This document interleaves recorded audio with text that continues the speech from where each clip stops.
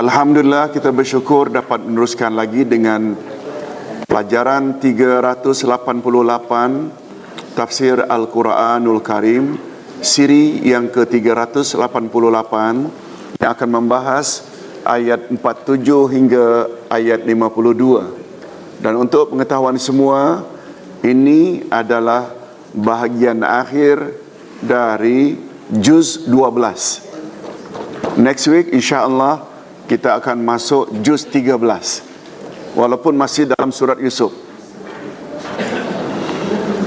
walaupun masih lagi dalam surah Yusuf minggu hadapan, tapi dari sudut juznya dia akan masuk permulaan juz 13. Baik, hadirin dan hadirat rahimakumullah.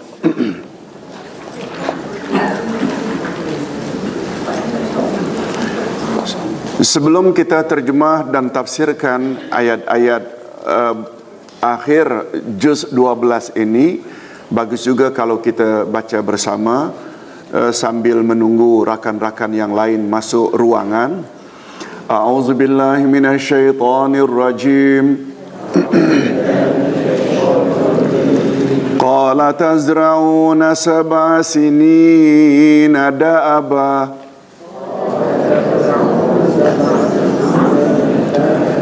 فَمَا حَسَدْتُمْ فَذَرُوا فِي سُنبُلِهِ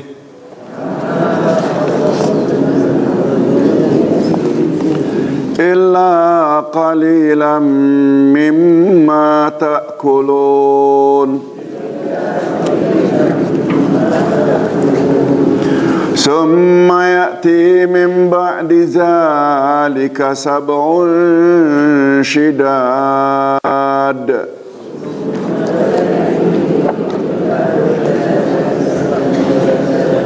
يَأْكُلْنَ مَا قَدَّمْتُمْ لَهُنَّ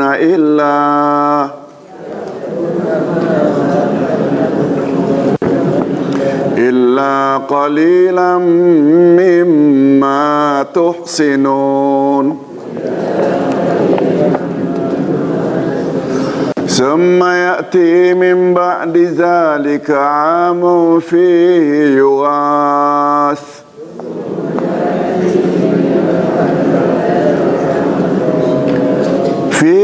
يُغَاثُ النَّاسُ وَفِيهِ يَعْصِرُونَ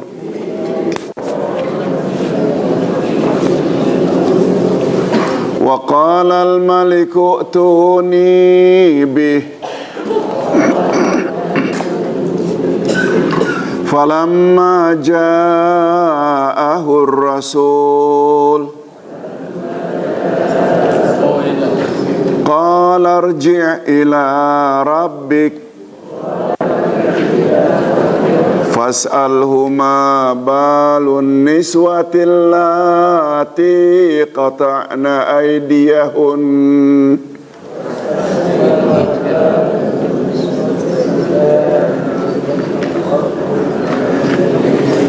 إن ربي بكيدهن عليم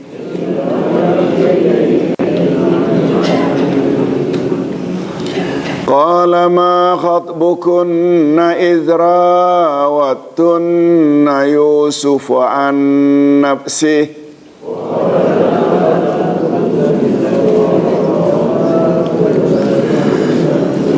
قلنا حاشا لله ما علمنا عليه من سوء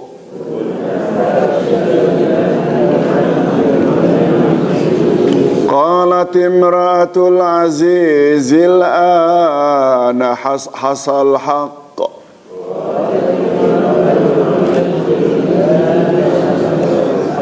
أنا راودته عن نفسه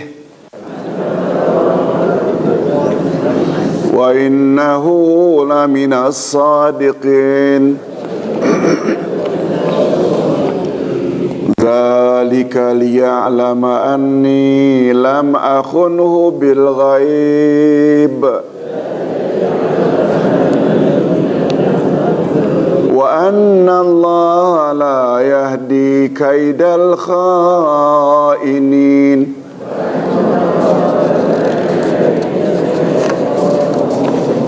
Demikianlah bahagian akhir dari juz yang ke-12. InsyaAllah minggu hadapan kita masuk juz 13, walaupun masih lagi dalam kisah Nabi Yusuf. Oleh sebab itu, bila tidak ada berita dalam kertas ini, Yusuf kawin atau tidak dengan Zulaikha, jangan tanya dulu. Kisah Yusuf masih bersambung. Hadirin dan hadirat rahimakumullah. Pada ayat yang lalu diterangkan bahawa pembantu raja yang selamat dari hukuman penjara teringat akan kemahiran Yusuf dalam hal mentakwilkan mimpi. Dan dia diperintahkan agar menanyakan pada Yusuf tentang maksud mimpi raja. Lalu pada ayat-ayat berikut ini, Allah Subhanahu Wa Taala menceritakan pula tentang jawapan Yusuf, yang kemudian menyampaikan hasil pertemuannya dengan Yusuf kepada raja. Raja dan para pembesar kerajaan mengakui keluasan ilmu Yusuf dan kebijaksanaannya menghadapi bahaya yang akan menimpa negaranya.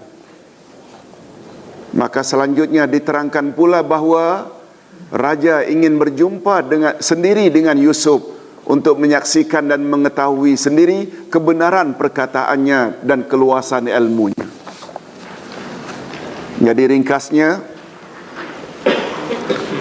ceritanya kan mimpi atau raja bermimpi. Lalu mimpi raja ini, lembu yang kurus-kurus makan 7 lembu yang gemuk-gemuk. 7 tangkai gandum yang kering memakan 7 tangkai gandum yang subur. Ditanya kepada pembesar-pembesar kerajaan, termasuk tukang tilik, tukang tenung diraja, semua kata itu hanya mimpi kosong. Ketika itulah salah seorang banduan yang terselamat, yang pernah mendapat takbir mimpi daripada Yusuf, teringat pesan Yusuf. Betul tak dia terlupa beberapa tahun? Begitu teringat, dia pun memberitahu pada raja. Di dalam penjara ada orang yang pakar. Lalu raja perintahkan supaya bertanya pada Yusuf. Lalu Yusuf jelaskan tak maksud mimpi raja? Yes. Setelah mendapat penjelasan, lalu banduan tadi datang lagi ke istana memaklumkan kepada raja. Dan raja sangat tertarik. Sampai akhirnya raja minta hendak jumpa sendiri. Nah, ini pembahasan dalam ayat yang kita baca tadi, iaitu apa jadinya ketika datang kedua kalinya utusan raja itu. Yusuf terima atau enggan datang? Ini pertanyaannya. Ini pembahasannya. Izinkan Ustaz untuk membaca terjemahannya saja. Boleh ya? Yusuf berkata, supaya kamu bertanam 7 tahun lamanya sebagaimana biasa, maka apa yang kamu tuai hendaklah kamu biarkan ditangkainya kecuali sedikit untuk kamu makan. Kemudian sesudah itu akan datang 7 tahun yang amat sulit, yang menghabiskan apa yang kamu simpan untuk menghadapi tahun sulit, kecuali sedikit dari bibit gandum yang kamu simpan. Kemudian setelah itu akan datang tahun yang padanya manusia diberi hujan dengan cukup, dan di masa itu mereka memerah anggur sebagai lambang hidup mewah. Nah, tafsiran sepintas Dari 3 ayat di atas dapat disimpulkan takbir mimpi Yusuf terhadap mimpi raja adalah sebagai berikut. Pertama, negara akan menghadapi masa kemakmuran dan keamanan selama 7 tahun. Ternakan dan tanaman akan berkembang dan tumbuh subur. Pada era ini, rakyat hendaklah digalakkan bercocok tanam. Hasil tanaman disimpan dengan tangkainya supaya tahan lama dan sebahagian kecilnya disimpan sebagai persiapan benih. Yang kedua, 7 tahun berikutnya akan datang masa kemarau dan sengsara. Ternak dan tanaman akan musnah, sumber air menjadi kering, udara panas, rakyat menderita kekurangan makanan. Apa yang ditanam tidak mendatangkan hasil. Yang ketiga, setelah 7 tahun menderita, akan datang pula masa subur kembali dan aman sentosa. Hujan turun dengan lebat, tanaman subur, rakyat beramai-ramai memerah anggur dengan aman dan gembira. Demikianlah takbir mimpi raja itu, dan selanjutnya Yusuf meminta supaya yang diutus itu menyampaikan takbir itu kepada raja dan pembesar-pembesarnya. Itu tafsiran sepintas. Nah, sekarang untuk lebih detail, Syekh As-Sa'di dalam tafsirnya Kalamul Mannan berkata, Yusuf mentakbirkan 7 ekor lembu yang gemuk dan 7 tangkai gandum yang menghijau sebagai tahun-tahun subur. Sedangkan 7 ekor lembu yang kurus dan 7 tangkai gandum yang kering pula sebagai 7 tahun kemarau. Begitu takbir mimpi Yusuf. Adapun gabungan antara lembu dan gandum, mengapa justru lembu dan gandum? Ini kata Syekh As-Sa'di,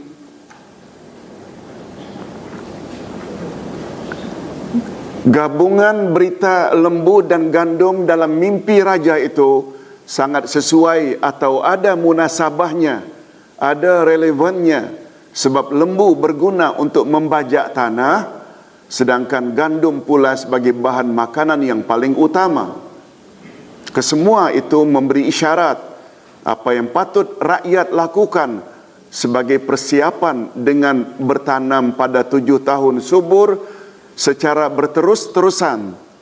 Lalu tanaman gandum disimpan bersama tangkainya kecuali sedikit saja untuk dimakan sebagai persiapan menghadapi musim kemarau pada 7 tahun berikutnya.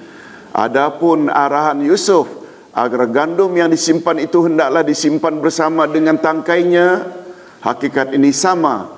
Hakikat ini sangat sesuai dengan penemuan ilmu moden, bahawa dengan berbuat demikian maka gandum tersebut dapat tahan lama dan tidak cepat rosak oleh pengaruh pergantian cuaca.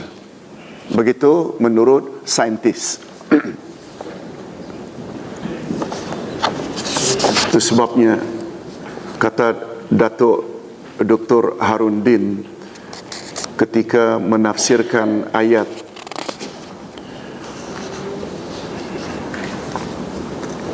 barang siapa yang Allah menginginkan untuk memberi seseorang hidayah kepada Islam, niscaya Allah lapangkan dada orang tersebut suka menerima Islam. Wa may yuridillah an yahdiyahu yashrah sadrahu lil Islam. Barang siapa yang Allah ingin memberi seseorang itu hidayah, niscaya Allah lapangkan dada orang tersebut. Wa may yudlil, dan barang siapa yang Allah ingin sesatkan seseorang, niscaya Allah Subhanahu wa taala akan tutup hatinya seolah-olah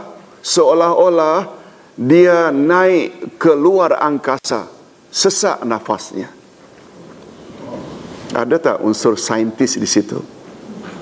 Sebab kita semua tahu, ada unsur saintifik tak? Semua tahu bila semakin tinggi kan semakin kurang oksigen. Bila kurang oksigen, rasa itu sebabnya kan dalam kapal terbang senantiasa ada bila kita sudah sesak nafas akan keluar untuk oksigen. Itu antara lain lah. Sebagaimana dalam surat Al-Infitar, Iza sama'un fatarat wa izal kawakibun tasarat wa izal biharu fujirat wa izal kuburu bu'asirat. Apabila langit pecah, bintang-bintang berbenturan, bertembung, air laut akan naik pasang tak dapat dihenti. Ada nilai saintifik tak di situ? Ada tak? Air laut naik pasang tidak dapat dibendung, dikawal. Ada kaitan tak dengan bintang-bintang planet itu dah rosak dia punya sistem? Sebab setahu kita sekolah menengah dulu, pasang surut ada tak kaitannya dengan bulan, bintang, semua planet di udara, di angkasa? Maksud Ustaz demikianlah. Lebih kurang komen para ulama bahawa Quran penuh dengan saintifik. Begitu juga dalam surat Ar-Rahman, ketika Allah menyebut, hei manusia dan jin, kamu tidak akan dapat melintasi luar angkasa kecuali jika kamu ada sultan. Jika kamu ada sultan, kamu hanya dapat melintasi luar angkasa jika pada kamu ada sultan. Ulama zaman silam mengartikan sultan itu dengan roket yang kecepatannya dapat menembusi luar angkasa. Dan ulama tafsir moden pula mengartikan sultan itu dengan knowledge. Betul tak ada istilah knowledge is power? Sultan itu makna asalnya power. Dengan knowledge, orang dapat menembuskan luar angkasa. Okey, itu sekedar sentuhan saja. Hadirin dan hadirat rahimakumullah. Demikianlah takbir mimpi ini, dan selanjutnya Yusuf meminta supaya yang diutus itu menyampaikan takbir itu kepada raja dan pembesar-pembesarnya. Syekh As-Sa'di berkata, Ustaz dah baca ni tadi.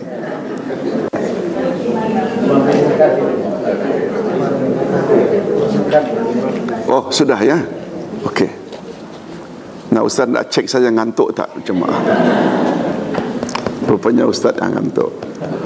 Imam Ibnu Katsir berkata, ungkapan 7 lembu yang kurus memakan 7 lembu yang gemuk, dan 7 tangkai gandum yang kurus memakan 7 tangkai gandum yang subur. Perkataan memakan memberi isyarat bahawa pada musim kemarau tanaman tidak akan menjadi dan tidak mendatangkan apa-apa hasil, dan ketika itu mereka makan apa yang mereka simpan pada musim subur. Namun demikian, jangan dimakan seluruhnya, tetapi mesti disimpan sebahagian kecilnya sebagai persiapan untuk dijadikan benih yang akan ditanam bila datang musim subur. Sesungguhnya setelah berakhir musim kemarau, akan muncul pula musim subur berikutnya dan hidup mewah. Hal ini tergambar dengan isyarat mereka memerah anggur. Sebahagian ulama tafsir mengartikannya juga dengan memerah susu. Demikianlah menurut Ali bin Abu Talha daripada Abdullah bin Abbas radhiyallahu anhuma. Adapun Profesor Wahbah Az-Zuhaili pula berkata, adapun tentang adanya zaman mewah yang dinyatakan oleh Yusuf setelah program 14 tahun itu, 7 tahun subur, 7 tahun kemarau.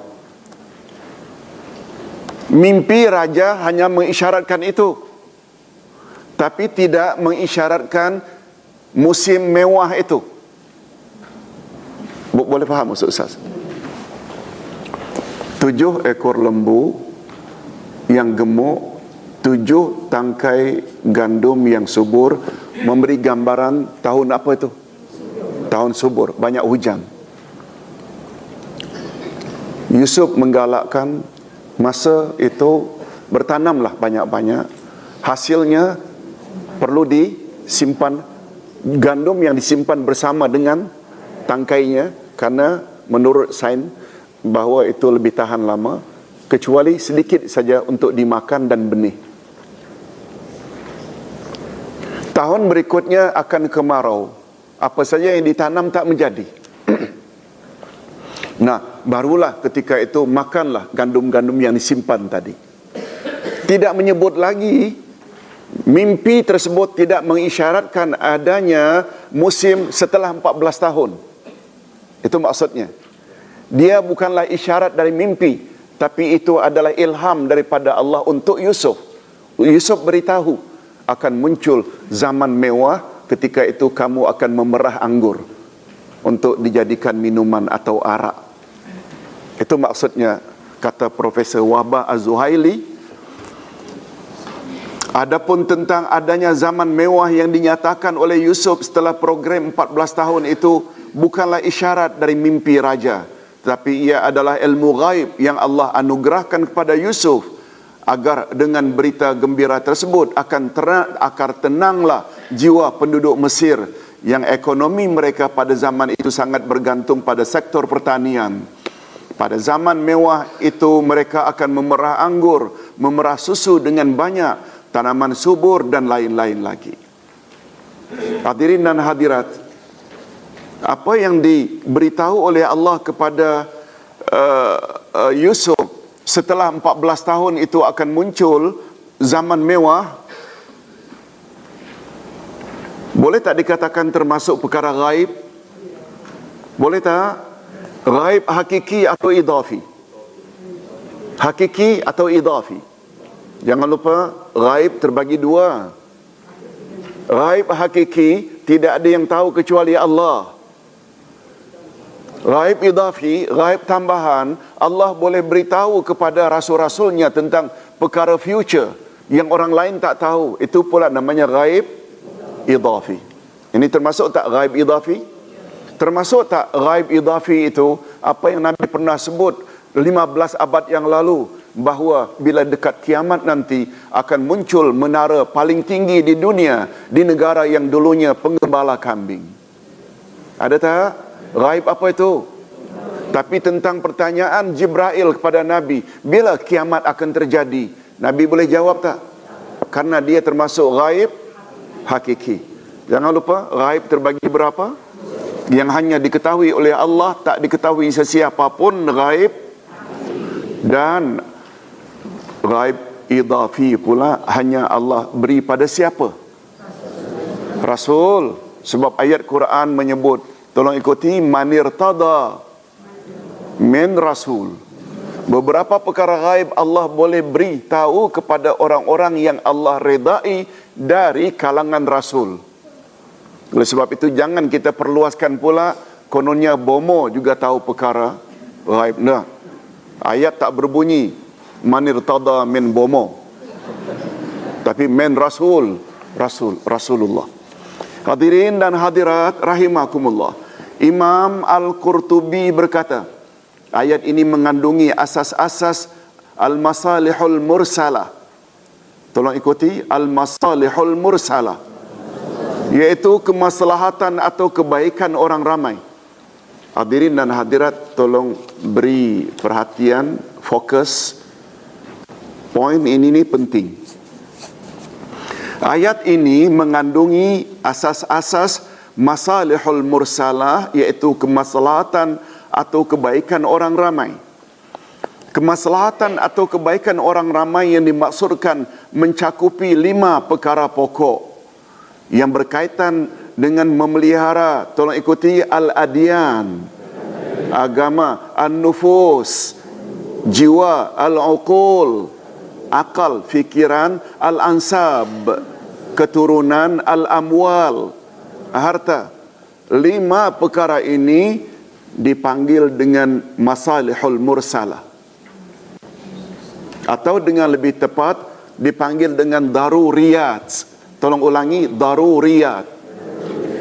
Daruriyat maknanya perkara yang sangat mustahak sampai untuk mendapatkan 5 perkara ini, demi untuk menjaga dan memelihara yang 5 ini, kita boleh buat apa yang Allah larang. Macam mana pula Ustaz? Hadirin dan hadirat, menjaga jiwa atau nyawa termasuk tak daruriyat? Yang 5 ni masuk tak? Memelihara nyawa. Daging khinzir, betul tak ada tersebut dalam Quran bahawa haram dimakan? Bila kita 7 hari, 10 hari dah tak makan di hutan atau di padang pasir, lalu nampak bangkai, betul tak bangkai pada asalnya haram dimakan? Ketika itu untuk survival, untuk boleh meneruskan hidup, tidak mati, bangkai boleh dimakan tak? Itu maksudnya. Itu maksudnya. Kita boleh melanggar larangan Allah bila kita ingin jaga yang 5 itu. Ustaz selalu buat contoh, sedang duduk di tepi pantai, ada satu wanita yang akan mati lemas minta tolong. Kita tahu itu bukan mahram kita. Kita boleh tak terjun dan tolong peluk dia sehingga selamat dari kematian? Ini yang dipanggil dengan, tolong ikuti, ad-darurat tubihul mahzurat. Bila sampai ke peringkat emergency, darurat, yang tak boleh hukumnya jadi boleh. Jadi ada berapa yang dipanggil dengan daruriyat? 5, bila menyangkut nyawa, contoh dah, bila menyangkut akal. Itu sebabnya haram tak minum arak yang memabukkan? Haram tak? Apa matlamat pengharaman itu? Untuk jaga akal. Begitulah selanjutnya. Itu yang Ustaz maksudkan. Nah, Ustaz, apa kaitannya dengan daruriyat atau masalihul mursalah dengan kisah atau tentang dengan takbir mimpinya Yusuf? Ustaz sebut awal-awal lagi. Manusia perlu makan. Dalam mengadakan pemakanan, perlu tak mereka manage? Perlu tak mereka tadbir ekonomi mereka? Untuk membolehkan mereka dapat makan setiap hari. Boleh tak? Lalu program 14 tahun yang diperkenalkan oleh Yusuf, sempena mimpi raja, ada kaitan tak dengan memanage ekonomi yang nantinya boleh membuat di musim kemarau tidak banyak rakyat mati? Boleh tak? Dia itu yang Ustaz maksudkan sebagai masalihul mursalah. Baik. Hadirin dan hadirat, ada subjek yang namanya maqasidus syar'iyah. Tolong ikuti, maqasidus syar'iyah. Maqasid itu adalah plural daripada maksud. Maksud satu. Syar'iyah, tujuan agama memelihara yang 5 perkara tadi. Betul tak agama Islam sangat ambil berat terhadap kesempurnaan atau keselamatan 5 perkara tadi? Harta seseorang, Islam jaga tak? Itu sebabnya dilarang mencuri, dilarang menipu, dilarang rasuah, sebab itu harta orang lain. Membunuh seseorang, betul tak Islam sangat larang? Kemudian masalah maruah, betul tak sangat larang Islam tentang perzinahan yang kemudian akan dapat anak tidak sah taraf? Betul tak? Semua Islam jaga. Nama besarnya, tolong ikuti, maqasidus syar'iyah. Maqasidus syar'iyah inilah yang 5 tadi yang Islam sangat jaga. Sampai-sampai untuk menjaga perkara itu, sampai perkara itu perkara haram pun boleh dilanggar. Subjek maqasidus syar'iyah, mudah-mudahan kita dapat belajar subjek ini. Subjek ini sangat mustahak. Bagi ustaz, seseorang walaupun dia pakar tafsir, bila dia tidak tahu maqasidus syar'iyah, membuat dia jadi orang yang kaku dalam menafsirkan Quran. Apa kata dia? Kalau Allah dah katakan daging khinzir itu haram, haramlah untuk selama-lamanya. Akan jadi macam itu tak? Biar mati daripada makan yang haram. Oh, sedangkan agama kata, bila kamu ada bangkai, ada anak tikus, yang 10 hari kamu dah tak makan, lalu kamu enggan makan benda-benda yang haram itu, kamu mati dalam dosa. Jadi dosa pula jadinya. Mau tak makan anak tikus yang merah-merah? Ustaz tahu jawabannya tak mau karena baru breakfast. Coba dah seminggu, dah berkunang-kunang, apa saja. Oh, boleh faham maksud Ustaz? Hendak memperkenalkan subjek baru, insya-Allah kita akan belajar nanti, maqasid syar'iyyah. Contoh di antara maqasid syar'iyyah, bila sampai ke peringkat darurat, yang tak boleh jadi boleh.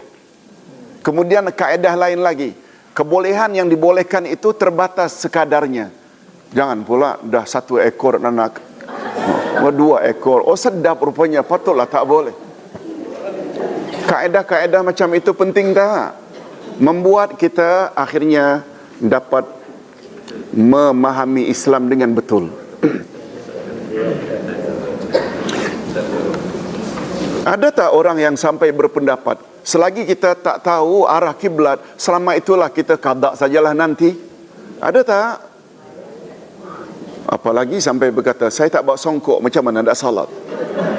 Saya tak bawa kain, saya tak bawa telekung, saya tak bawa sejadah. Tak betul. Bukan itu. Okey. Oh maaf, terlalu panjang Ustaz maqasid syar'iyyah. Sebaliknya, segala tindakan yang mengakibatkan luput salah satu daripada 5 perkara itu menuju mafsadah. Tolong ikuti, mafsadah, iaitu kebinasaan. Oleh itu, segala upaya yang dilakukan agar terhindar dari salah satu 5 perkara di atas, maka itu bermakna dia sedang melakukan kemaslahatan atau kebaikan. Maksud agama ialah membimbing manusia ke arah kemaslahatan mereka di dunia, yang dengan demikian akan membolehkan mereka ma'rifatullah. Apa makna ma'rifatullah? Dan yang kedua, ibadatuhu, beribadat padanya. Bila dah kenal Allah, barulah kita boleh beribadat pada Allah. Yang dengan kedua-duanya, apa dia kedua-duanya? Ma'rifatullah dan beribadat pada Allah, yakni mengenal Allah dan beribadat kepadanya, akhirnya menyampaikan mereka kepada kebahagiaan di akhirat. Upaya menyempurnakan perkara di atas termasuk ke dalam kurnia dan rahmat daripada Allah ke atas hamba-hambanya, bukan kewajiban Allah ke atas mereka. Inilah pandangan seluruh ulama Ahlus Sunnah wal Jamaah. Bab ini disebut secara meluas dalam subjek ilmu usulul fiqh.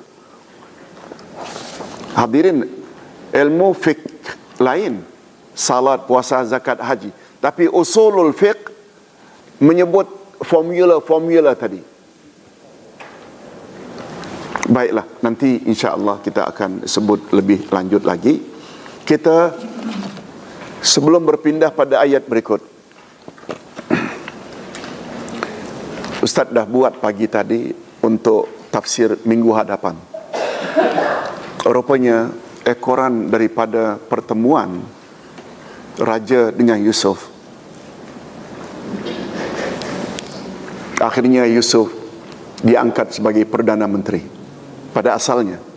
Tapi Yusuf lebih cenderung, serahkan saya untuk mengatur sektor pertanian. Boleh faham? Karena dia ada kepakaran dalam bab itu. Ekoran daripada pertemuan tersebut, akhirnya Yusuf itu dalam pelajaran yang akan datang, beliau diangkat sebagai salah seorang menteri yang mengatur masalah pertanian. Okey, kita teruskan dengan ayat berikut. Raja berkata, bawalah dia kepadaku. Tatkala utusan itu datang kepada Yusuf, berkatalah Yusuf, kembalilah kepada tuanmu. Lihat, Yusuf tidak segera mau keluar penjara. Dia suruh utusan yang membawa pesan dari raja agar menghadap, disuruh balik oleh Yusuf. Kembalilah kepada tuanmu dan tanyakanlah kepadanya bagaimana halnya wanita-wanita yang telah melukai tangannya. Sesungguhnya Tuhanku Maha mengetahui tipu daya mereka. Raja sangat tertarik hati dengan takbir mimpinya itu, lalu memerintahkan agar Yusuf dipanggil menghadap.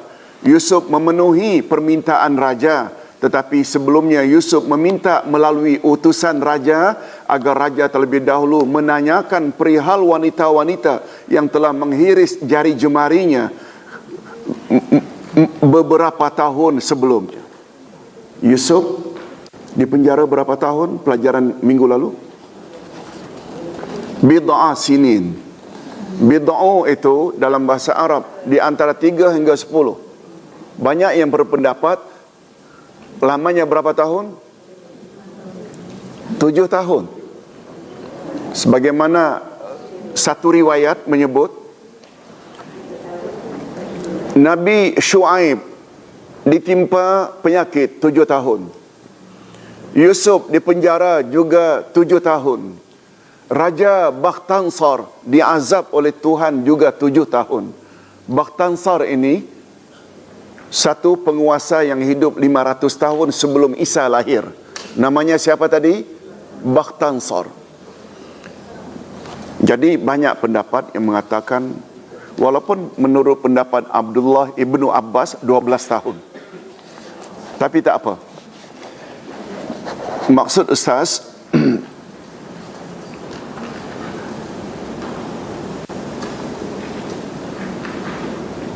Yusuf memenuhi permintaan raja, tetapi sebelumnya Yusuf minta melalui utusan raja agar raja terlebih dahulu menanyakan perihal wanita-wanita yang telah menghiris jari jemarinya mereka beberapa tahun sebelumnya.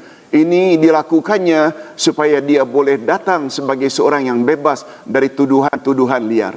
Betul tak selama ini dia masuk penjara karena fitnah? Jadi dia tak mau dia keluar itu orang lagi memandang serong pada dia. Ini muslihatnya Nabi Yusuf. Syekh As-Sa'di berkata, raja memerintahkan para penguasa supaya mengeluarkan Yusuf dari penjara untuk menghadapnya. Ketika utusan raja datang dan menyampaikan hasrat raja, ternyata Yusuf enggan untuk segera menyahut arahan raja, sehingga nyata dan terserlah kesucian dirinya terhadap tuduhan yang selama ini dilemparkan ke atas dirinya.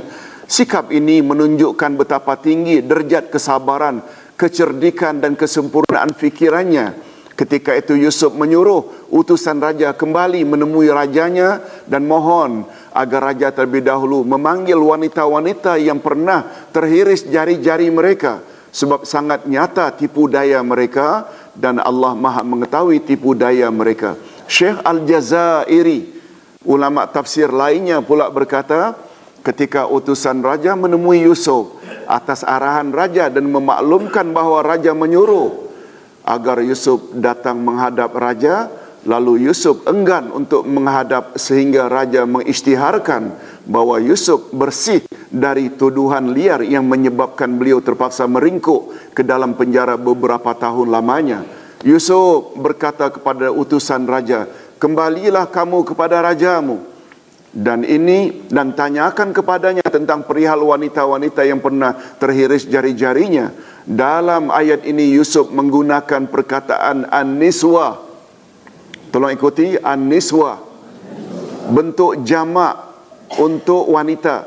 An-niswah maknanya wanita-wanita. Sama tak dengan makna an-nisa? Sama. Dalam bentuk jamak, plural. Bukan al-mar'ah, wanita dalam bentuk singular. Sebab Yusuf sangat menjaga hati Zulaikha. Beliau sangat hormat kepadanya. Dari sisi lain pula melambangkan betapa tinggi akhlak Yusuf. Walaupun sebenarnya yang beliau maksudkan adalah tanyalah Zulaikha. Boleh faham? Ya. Lihat tu. Ini dapat kita nanti dengan berbuat demikian, suruh raja tanya wanita-wanita tanpa menyebut Zulaikha. Zulaikha pula nanti akan balas. Apa balasannya? coming soon.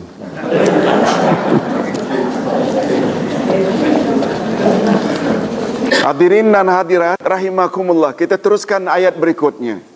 Raja berkata kepada wanita-wanita itu, bagaimana keadaanmu ketika kamu menggoda, bagaimana keadaan kamu wahai wanita-wanita ketika kamu menggoda Yusuf untuk menundukkan dirinya kepadamu?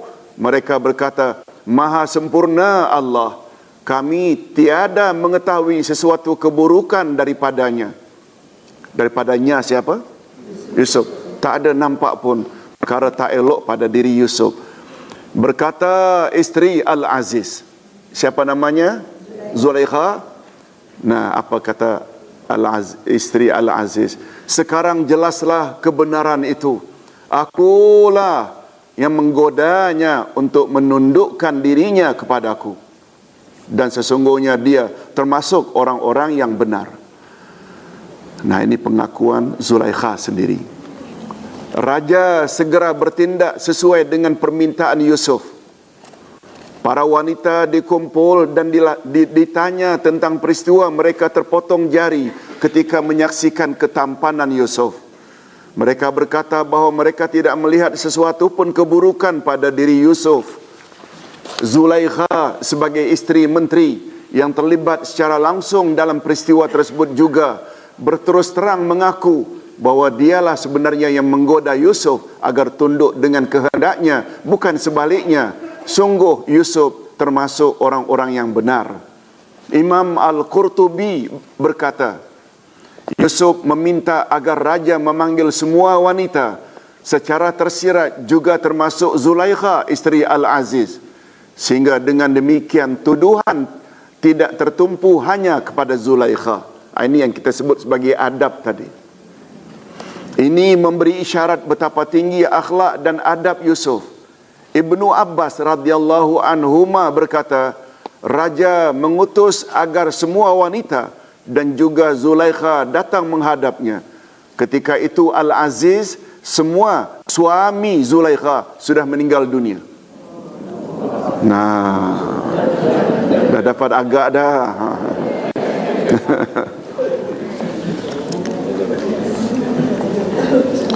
Al-Aziz sudah meninggal dunia. Setiap wanita diberi kesempatan untuk menyatakan perkara yang sebenarnya.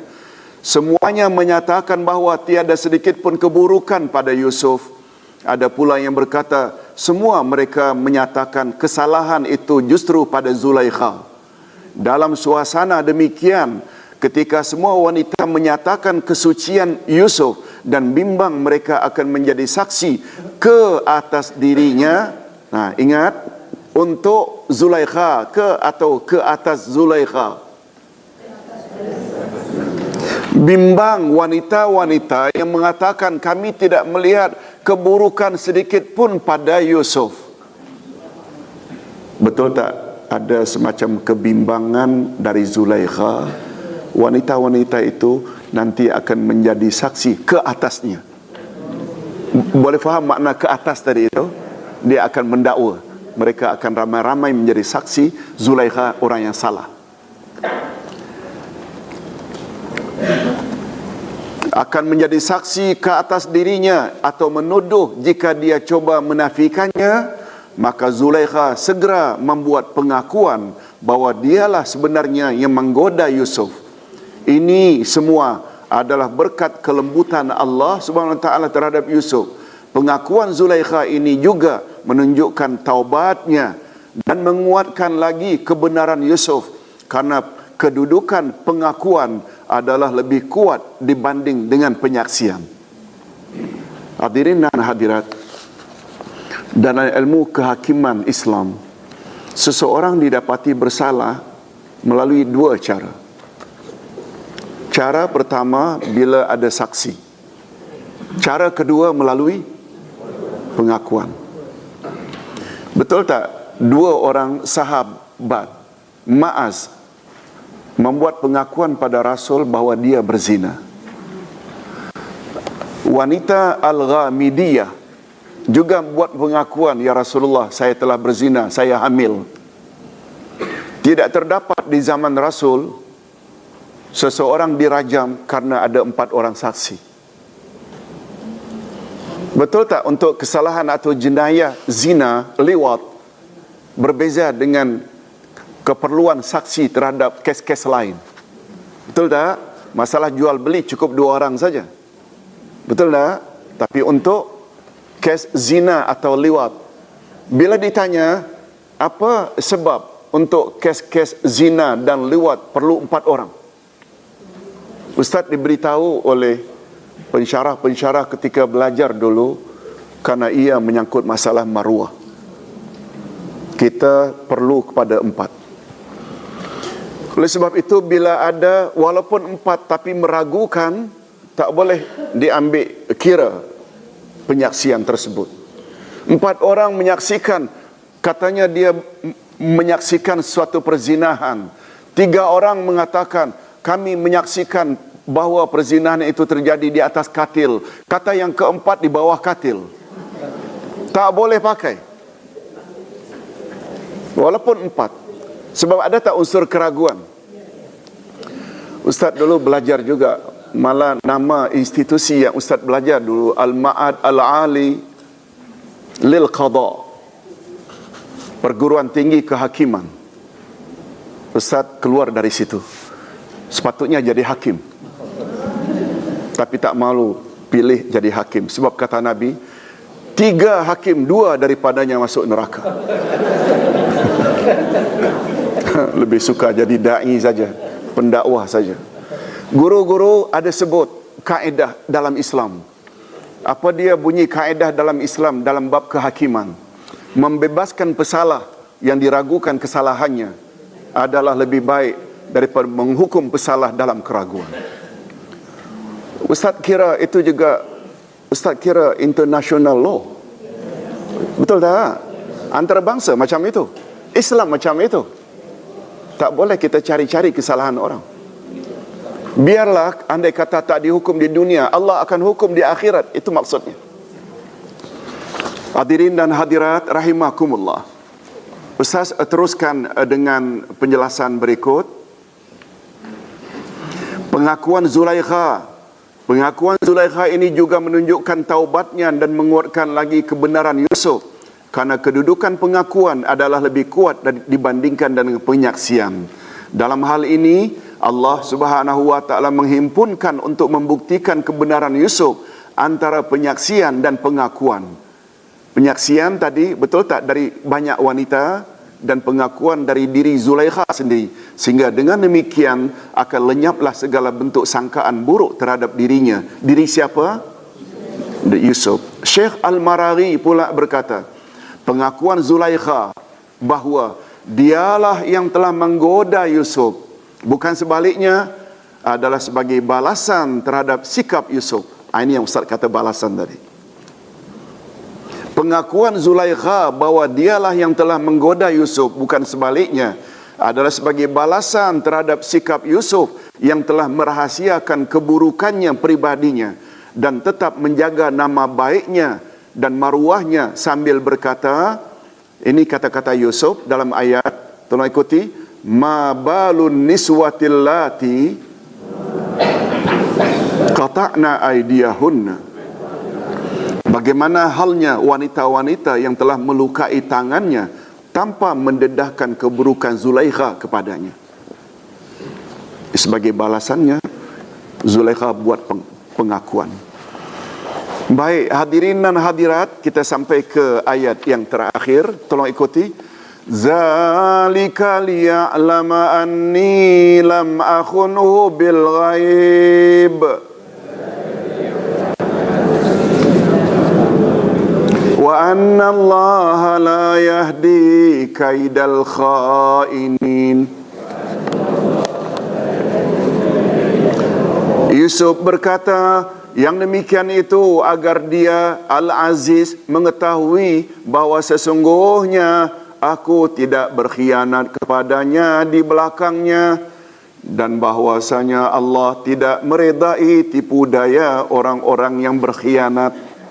Dengan pengakuan Zulaikha itu, maka jelaslah bagi pihak suaminya Al-Aziz, bagi pihak suaminya Ya, ada yang mengatakan suaminya Al-Aziz meninggal dunia. Maaf, betul tak kata Ibnu Abbas tadi?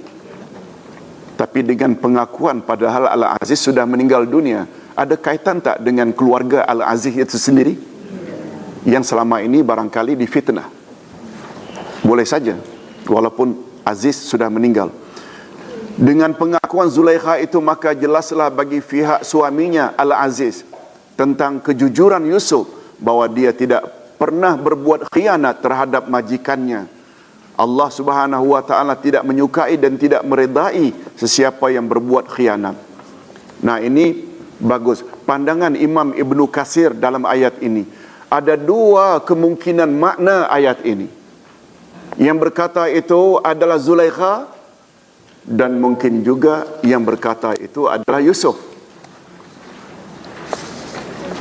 Yang pertama, itu adalah perkataan Zulaikha. Maksud ayat, Zulaikha berkata, pengakuan yang aku lakukan bahwa akulah yang menggoda Yusuf supaya suamiku atau pihak suamiku mengetahui bahwa aku tidak sekali-kali mengkhianatinya ketika ketiadaannya atau di belakang. Betul tak yang berada di dalam bilik itu kan berdua saja? Yes. Tidak terjadi perkara besar yang terlarang, iaitu zina. Aku hanya menggoda pemuda tampan itu, tetapi dia menolak ajakanku, supaya suamiku tahu bahawa aku tidak menduakannya lah, dengan bahasa itu. Aku tidak serahkan kehormatanku kepada Yusuf. Aku mahu suamiku atau pihak suamiku tahu. Aku hanya menggoda saja.